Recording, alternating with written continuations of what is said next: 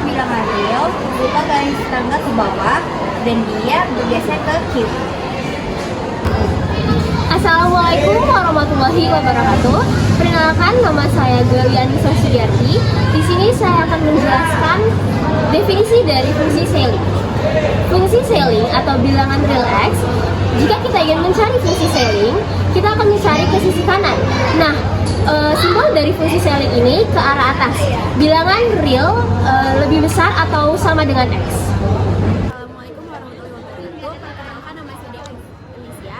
Di sini saya akan menjelaskan sifat-sifat dari fungsi floor.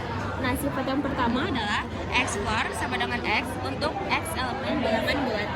Ya, contohnya itu ada 2 floor sama dengan 2 dan min 5 floor sama dengan min 5. Sifat yang kedua yaitu X floor sama dengan N, di mana N lebih kecil sama dengan X, lebih kecil N ditambah 1 untuk X elemen real dan N elemen bilangan bulat. Contohnya itu ada X floor sama dengan 2, di mana 2 lebih kecil sama dengan X, 2 lebih kecil dari 2 ditambah 1. 2 lebih kecil sama dengan X, lebih kecil dari 3. Sifat yang ketiga yaitu X tambah N floor, di mana sama dengan X floor ditambah N untuk X elemen real dan N elemen bilangan bulat. Contohnya, X ditambah 4 floor sama dengan X floor ditambah 4, X min 3 floor sama dengan X floor dikurang 3. Assalamualaikum warahmatullahi wabarakatuh. Perkenalkan, nama saya Mary Elizabeth Simarmata dari kelas 11B. Jadi pada siang ini saya akan menjelaskan sifat-sifat dari fungsi Selling. Nah, fungsi yang pertama itu X Selling sama dengan X untuk X elemen bilangan bulat. Nah, contohnya yaitu 3 Selling 3 sama dengan 3. Nah, jadi ketika Selling min 2, dia tetap hasilnya tetap min 2. Lalu sifat yang kedua ada Selling X sama dengan N. Nah, N dikurang 1, kurang dari X, lalu kurang dari sama dengan N. Nah, untuk X elemen bilangan real dan N elemen bilangan bulat.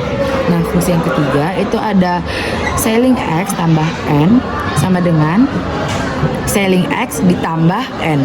Nah, untuk X sama dengan elemen bilangan real dan N sama dengan elemen bilangan bulat. Baik, berikut adalah contoh-contoh soal dari fungsi tangga. Nah, di sini ada fungsi floor. Fungsi floornya itu min 5,8. Nah, seperti yang kita tahu, kalau misalnya fungsi floor itu mengarah ke kiri. Nah, kalau kita bikin garis bilangan, ini min 5, dan sini min 6, min 4. Nah, min 5,8 itu terletak di sini, dan floor itu ke kiri, jadi otomatis floor dari min 5,8 itu adalah min 6. Baik, di sini saya akan menjelaskan contoh soal nomor 2 yaitu Selling. Karena Selling ini ke kanan dan kita akan letak angka di sini 2, 3 dan 4. Selling ini kan ke kanan. Nah, 2,9 itu terletaknya di sini dan dia ke kanan. Berarti otomatis dia akan menjadi 3. Jadi kita tulis di sini 3. Nah, jadi soal yang nomor 3 itu yaitu akar 4 ditambah Selling 7,2. Wah. Nah, seperti yang kita ketahui akar 4 sama dengan 2. Nah, 7,2 ini karena itu fungsi Selling maka dia geser ke kanan. Nah, bisa digambarkan dengan garis bilangan yaitu, nah, ibaratnya 7,2 itu di sini. Nah, karena dia bergeser ke kanan berarti dia mengambil yang 8. Jadi sama dengan 2 ditambah 8 sama dengan 10. Jadi di soal nomor 4 ini diketahui fx-nya sama dengan 3x ditambah keluar x dikurang 0,5 dan gx-nya sama dengan min 3x Selling x ditambah 0,3 jika f3 ditambah g3. Jadi dimasukin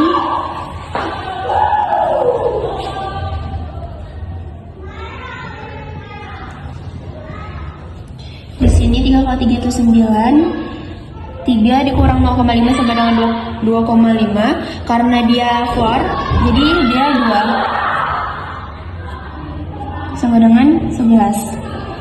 Yang kedua itu G sama dengan 3 min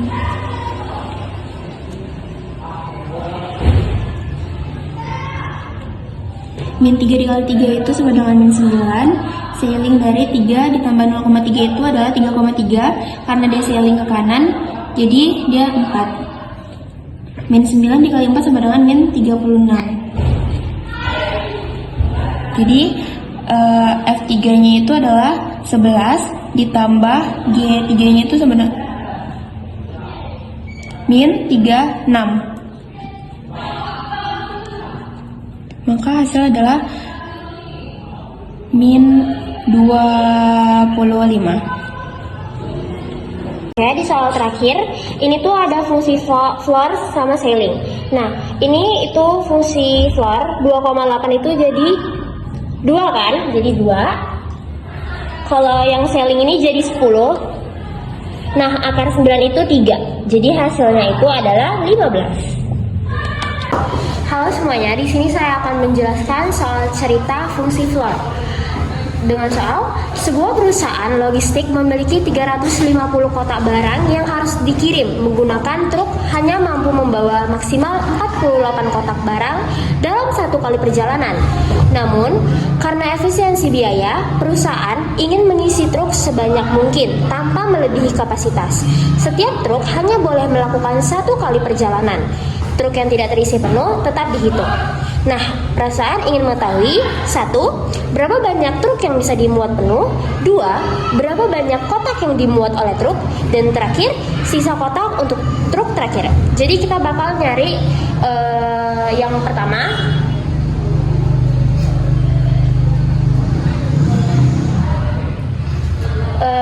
Kita tahu bahwa ada 350 kotak barang yang harus dikirim. Di sini kita bagikan dengan jumlah maksimal kotak per truk, yaitu 48 kotak. Nah, ini garisnya ke bawah ya. Hasilnya itu adalah 7,29. Nah, kalau di floor itu tuh ke kiri, jadi hasilnya 7. Nah, kita ketemu kalau jawaban yang pertama itu adalah 7. Nah, yang kedua, kita untuk mencari berapa banyak kotak yang dimuat oleh truk. Nah, kita udah ketemu tadi itu berapa banyak truk yang bisa dimuat itu 7.